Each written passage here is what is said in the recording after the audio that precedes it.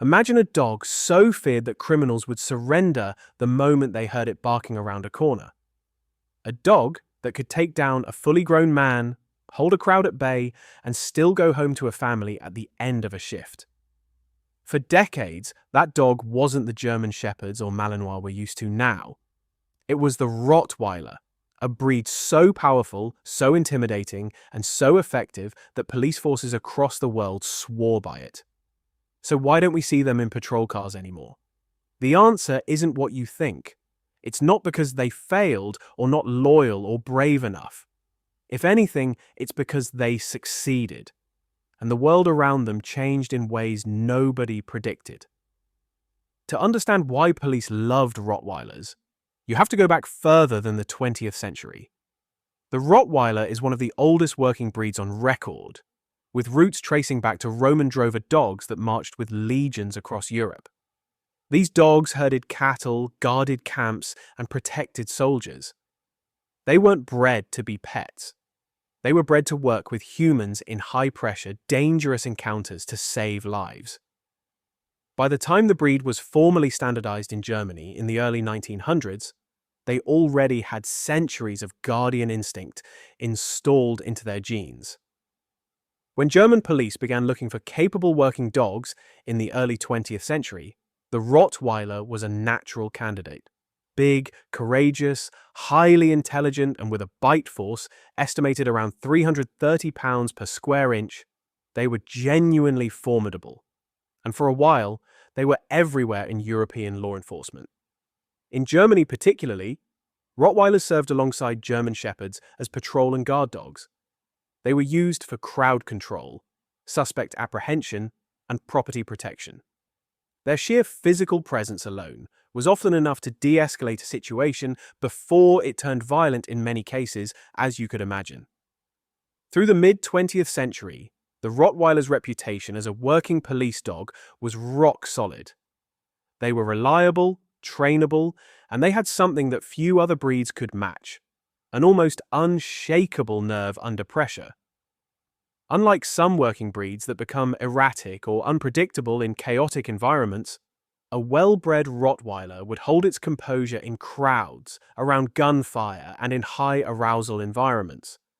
Their tracking ability was also underrated. While they were never as celebrated as bloodhounds for scent work, Rottweilers are capable trackers, and many European departments use them for both patrol and search work.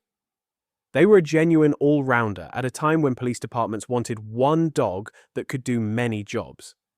But the seeds of their decline were being planted even during their most successful years. And they came from an unexpected direction. Here's the part of the story that almost nobody talks about. In the 1980s and 1990s, the Rottweiler became one of the most popular dog breeds in the world. In the United States, the American Kennel Club recorded the Rottweiler as the second most registered breed in the country during the mid-1990s, a staggering number for a breed that had previously been a working dog specialist. And that popularity was a disaster. When a breed explodes in demand that quickly, responsible breeding cannot keep pace with the history that got them to this point. Backyard breeders, puppy mills, and inexperienced owners flooded the market with Rottweilers that were poorly socialized, poorly bred, and in some cases genuinely dangerous. The careful temperament testing and selective breeding that had produced reliable working dogs was bypassed entirely in favor of meeting demand. Working bloodlines were diluted, and your pet line Rotties deviated much more from the standard. The end result was a wave of bite incidents that made headlines throughout the 1990s. Insurance companies began refusing coverage to Rottweiler owners. Housing communities banned the breed outright. And crucially, the public perception of Rottweilers shifted from dependable working dog to dangerous liability. For police departments, institutions that are acutely sensitive to public perception and legal liability, this created a serious problem. Policing isn't only about effectiveness, it's about optics, trust, and accountability. A police dog bite is not a simple matter. It can result in lawsuits, internal investigations, and significant media scrutiny. When the Rottweiler's public image was clean, deploying one was a statement of authority. When that image became associated with unpredictability and danger in the public mind, deploying one became a political risk. Regardless of whether any individual police Rottweiler deserved that reputation. At the same time, insurance underwriters began placing pressure on police departments.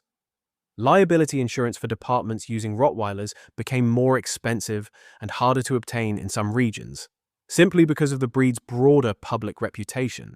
Police departments began quietly phasing them out, not because the dogs had failed, but because the paperwork, the public relations risk, and the insurance costs had become too complicated to justify.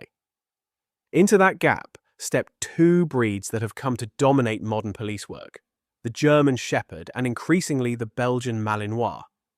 The German Shepherd had always been the benchmark, but the Malinois offered something police departments found increasingly attractive: a lighter, faster dog with an almost obsessive work drive that made it exceptional for both apprehension and detection work.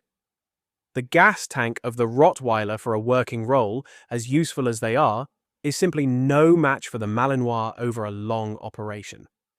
The Malinois also carried none of the public baggage the Rottweiler had accumulated at this point.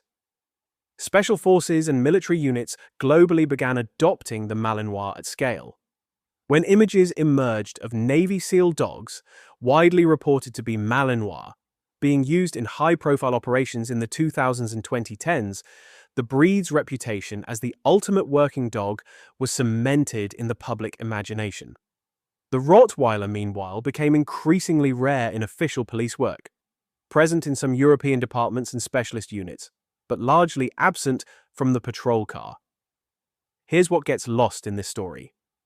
The Rottweiler's fall from police work had almost nothing to do with the Rottweiler itself.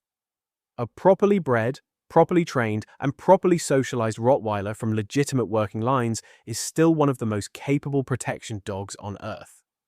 Schutzhund competitors, personal protection trainers, and working dog enthusiasts will tell you the same thing. A quality Rottweiler should never be overlooked. The breed was a casualty of its own fame. The explosion in popularity created a version of the Rottweiler that was genuinely problematic. But that version was a product of human failure, irresponsible breeding and ownership, not a reflection of what the breed actually is at its best. The Rottweiler didn't lose its place in law enforcement because a better dog came along. It lost its place because the world around it changed. Demand outpaced responsible breeding, public perception shifted, and institutions that depend on public trust made a calculated decision. And who knows? This may happen with modern working breeds too. And if you want to see what a Rottweiler is actually capable of when breeding and training are done right, that's a video for another day. If you enjoyed this video, make sure to like and subscribe and suggest any ideas for future videos on your favorite dogs. See you soon!